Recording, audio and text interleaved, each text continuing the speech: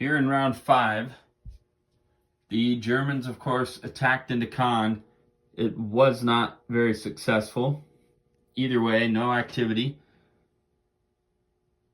The Allied fighters chose to put 4 in St.Lo, continue to block off this reinforcement zone, and put a couple fighters down here so the Germans could not surround St.Lo, and there'd be an area for the Allies to move into, which at this point in the game, they should have already been there anyway.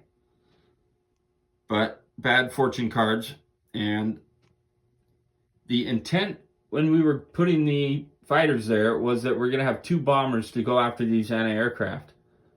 But the American bomber was taken out earlier in the game due to a fortune card. So instead, the British bomber is going to try to go after this one. So we're going to roll for that now, 3 or less. And did not get it. So that anti-aircraft will get to shoot once I pull to it.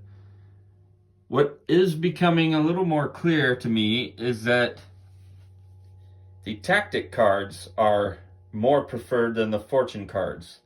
It's just too swingy in terms of luck and a roll of the dice. So a tactic card is a little bit of a decision making, but we will try that at a later point where we're just using the tactic cards.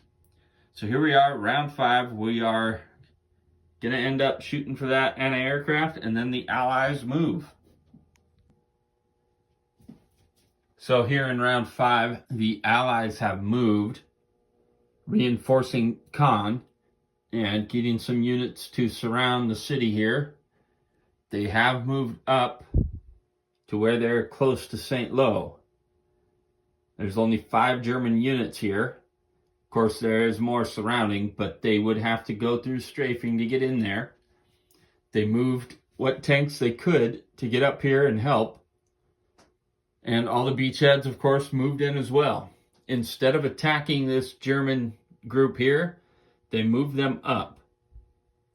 So next round, no matter what the Germans do, unless they split that group up, and that is not advised, the Americans will be able to move up at least one zone. But for now, the British have an attack in Caen, and that is the only attack for the Allies here in round 5. So once again, the Allied attack in Caen was very strong. There were like 5 units wiped out again, German units. And so the Germans have had to move back in there to reinforce. I think what is left here surrounding Caen is probably the last of what will be heading in there, or close to it. The majority of what is left on the reinforcement chart here is probably going to be needed in St.Lo. They did lose some units to strafing this turn, multiple infantry and 1 anti-aircraft. We did not attempt to move any tanks in, but sneaking that 3rd artillery piece in there will make it difficult for the Allies to send their fighters in. Of course, they have 7 fighters, so getting in the second half of the game, they'll get more risky as it goes. The Germans moved back away from the coast, so the Allies will probably try to move around.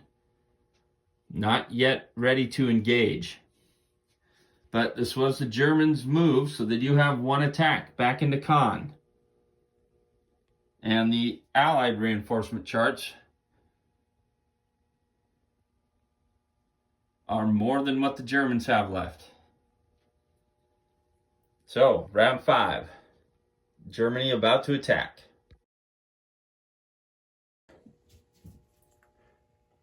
In round 6, conduct 1 cycle of combat. The Allies have moved, and they have moved into St.Lo with 4 tanks.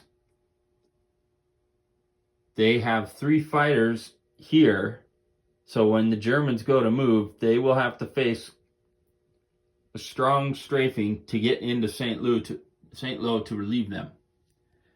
they have moved back into Caen. Once again, they did get another fortune card that only allowed 2 beachheads, 1 Briton and 1 American, to move forward.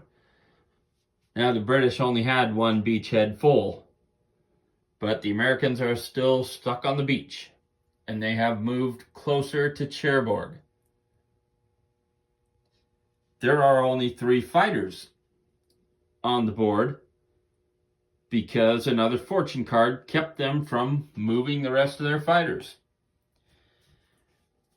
So while it isn't really clear one way or the other, the fortune cards once again have favored the Germans in this game. We'll see. This is about to be the Allied attack into St.Lo and Caen.